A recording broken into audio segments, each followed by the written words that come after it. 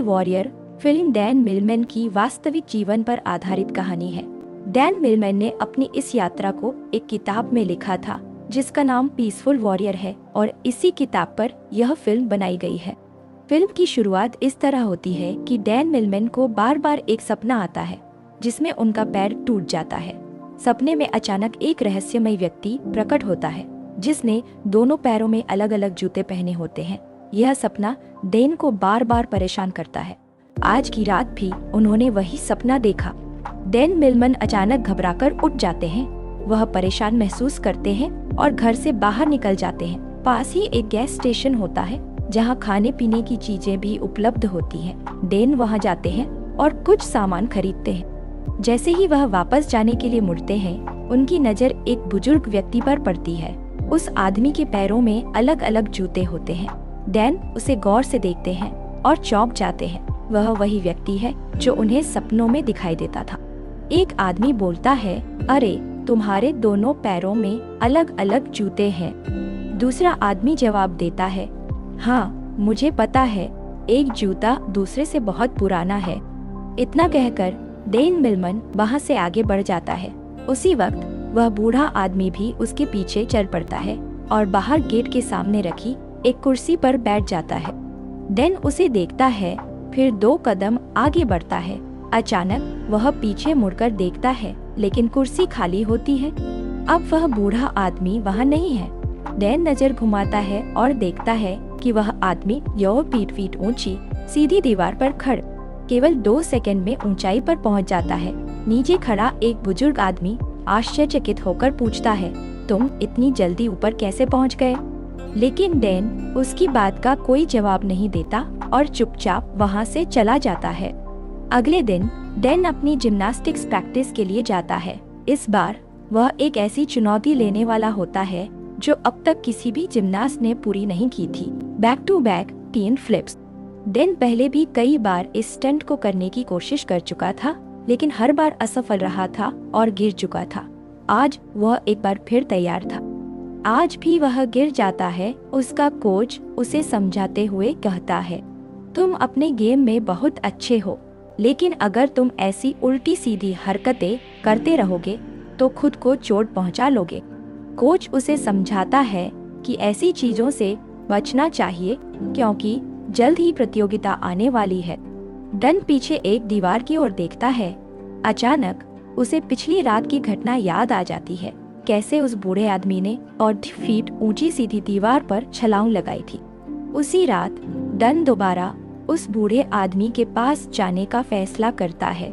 वह पूछता है, तुमने कल यह कैसे किया? यह दीवार जज से 2 फीट ऊंची है और जिम्नास्ट के लिए भी इसे पार करना असंभव लगता है। तू सोचता है, मैं जानता हूँ कि कोई भी इंसान इतनी ऊंची छलांग नहीं लगा सकता। वह बूढ़ा व्यक्ति मुस्कुराता है और कहता है, एंसन स्पार्टन भी एक महान जिम्नास्ट थे। उन्होंने ऐसी कई असंभव लगने वाली चीजें की थी जिनके बारे में तुम नहीं जानते। कहता है, मैं जितना सोचते हो उससे ज्यादा जानता हूँ। बूढ़ा व्यक्ति उसकी आंखों में देखते हुए जवाब देता है, और तुम जितना जानते हो उससे ज्यादा सो। युवक कहा, चलो तुम मुझसे कोई भी सवाल पूछो, मैं हर सवाल का जवाब दूंगा। बूढ़ा व्यक्ति उसकी आंखों में गहराई से देखता है और धीरे से पूछता है, बूढ़ा व्यक्ति, क्या तुम खुश हो? युवक थोड़ा मुस्कुराता है, आत्मविश्वास से जवाब देता है। युवक कहा, मेरे पिता के पास बहुत सारा पैसा है, मैं एक बेहतरीन स्टूडेंट हूँ, शानदार जिम्नास्ट हूँ और लड़कियाँ मुझ पर मरती है। मैं जो चाहूँ कर सकता हूँ। बूढ़ा व्यक्ति कुछ सेकंड चुप रहता है, फिर गंभीर स्वर में कहता है, बूढ़ा व्यक्ति, कल रात 3 बजे तुम यहाँ आए थे और आज रात मिलमना, क्या यह कोई ट्रिकी सवाल है? ओल्ड मैन मुस्कुराते हुए, नहीं, लेकिन एक और सवाल है, अगर तुम जिम्नास्ट नहीं होते तो क्या होते? मिलमन हैरानी से, क्या बेकार सवाल है?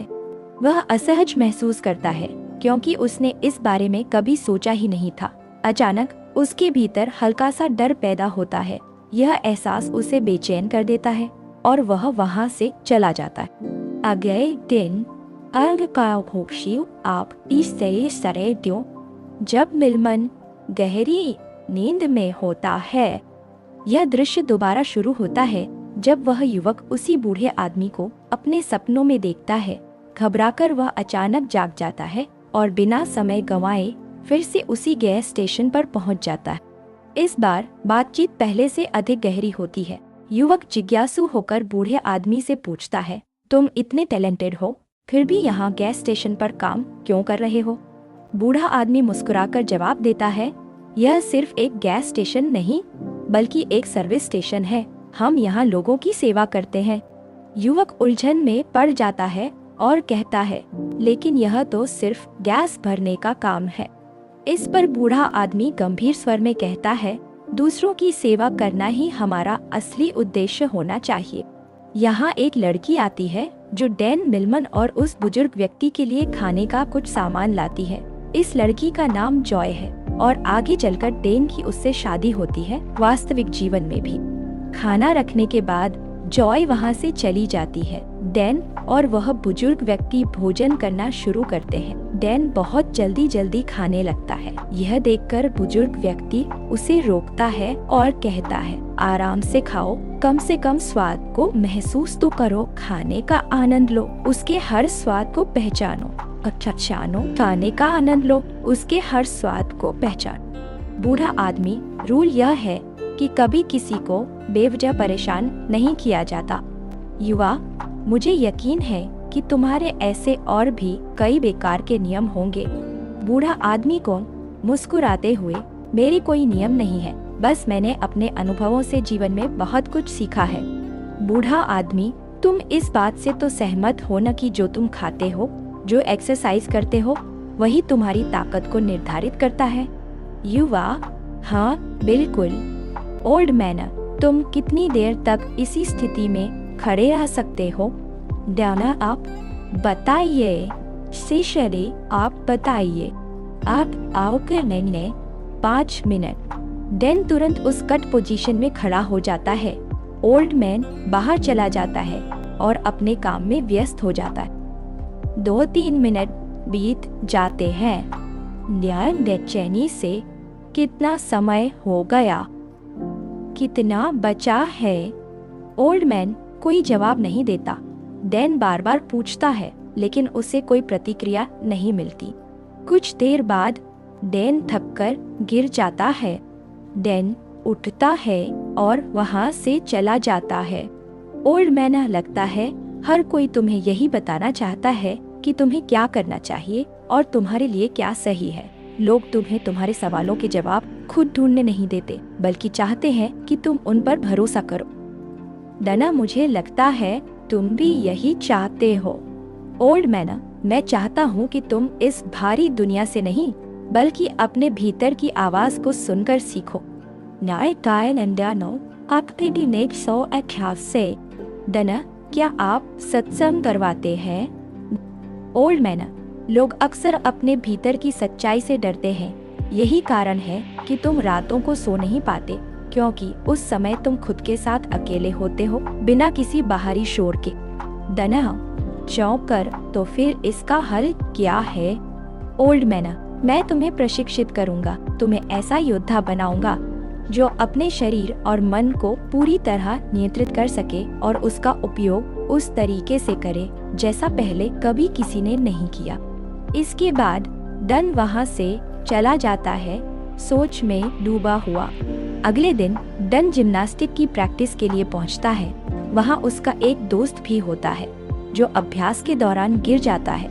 गिरने से उसकी कलाई की हड्डी टूट जाती है, जिससे वह गेम्स के लिए क्वालिफाई नहीं कर पाता।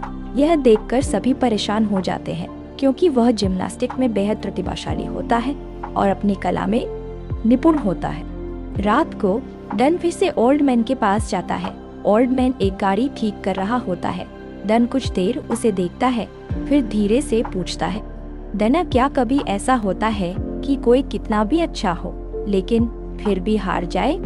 ओल्ड मैन बिना रुके गाड़ी ठीक करता रहता है और हल्की मुस्कान के साथ जवाब देता है। डन से नट बोल्ट खोलने की चाबी मांगता है। वो चाबी उसकी तरफ फेंकता और वो ओल्ड मैन बिना चाबी की तरफ देखे उसे पकड़ लेता है। सापारो इन दोनों में की तरह उसे पकड़ लेता है। डन ये देखकर हैरान हो जाता है। ओल्ड मैन एक और चाबी उससे मांगता है। डन इस बार जानबूझकर उसे और भी साइड फेंकता है ताकि वो ना पकड़ पाए, लेकिन इस बार भी ओल्ड मैन उसे पकड़ लेता है। अब वो अपना काम खत्म करके चाबी डैन की तरफ वापस फेंकता है आराम से, पर डन उसे नहीं पकड़ पाता। अब वो ओल्ड बूढ़ा आदमी डैन के पास आता है, उसके गाल पर हल्का सा थप्पड़ मारता है और कहता है, बूढ़ा आदमी, अगर तुम मुझे मारोगे तो मैं तुम्हें 10 बक्स दूंगा। डानी से, तुम बूढ़े हो, मैं ऐसा नहीं कर सकता। बूढ़ा आदमी बिना कुछ कहे डैन को बार बार थप्पड़ मारने लगता है। डैन को गुस्सा आने लगता है। डैन आओ की कहानी अब बहुत हो गया। डैन गुस्से में बूढ़े आदमी को पंच मारने के लिए हाथ बढ़ाता है, लेकिन इससे पहले कि उसका हाथ बूढ़े आदमी तक पहुंचे, वह अचानक खुद को जमीन पर गिरा हुआ पाता है। उसे कुछ समझ नहीं आता कि ये कैसे हुआ। बूढ़ा आदमी मुस्कुराते हुए उसकी तरफ देखता है और कहता है, बूढ़ा आदमी, तुमने स्क्रिप्ट जारी रखे, देखा शक्ति का सही उपयोग करना कितना प्रभावी होता है। यही असली ट्रेनिंग है। जिंदगी भी कुछ ऐसी ही है। अपनी शक्ति को सही समय और सही स्थान पर इस्तेमाल करने का ज्ञान ही सफलता की कुंजी है। और डैन इससे कहता है कि तुम्हारे दिमाग में जो भी गैर जरूरी बातें भरी हैं, उन्हें निकाल दो। यही इस ट्रेनिंग का पहला चरण है।